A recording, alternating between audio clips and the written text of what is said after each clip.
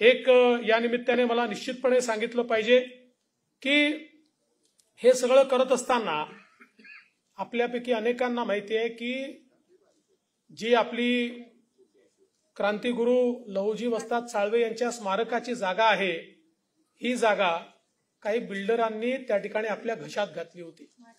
आपण त्यावेळी निर्णय केला, त्या जागेवर अधिग्रहण केलं, त्याच्यावर आपण आरक्षण टाकलं आणि सांगितलं ही जागा केवळ आद्य क्रांतिगुरू लहुजी वस्ताद साळवे यांच्या स्मारकालाच देता येईल.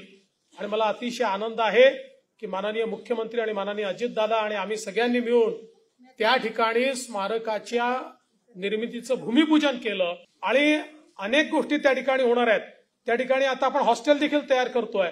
मला असं वाटतं ते जे हॉस्टेल आहे ते हॉस्टेल आपण जर आरटीच्या विद्यार्थ्यांकरता त्या ठिकाणी वापरलं तर निश्चितपणे शेवटी आपल्याला जोडणारे आणि प्रेरणा देणारे लहुजी वस्ताद साळवे आणि साहित्यरत्न लोकशाहीर अण्णाभाऊ साठे यांची शक्ती ही आमच्या विद्यार्थ्यांकरता आपण एकत्रित केली तर निश्चितपणे मला असं वाटतं की एक वेगळं स्फुल्लिंग या माध्यमातून आपल्याला तयार करता येईल.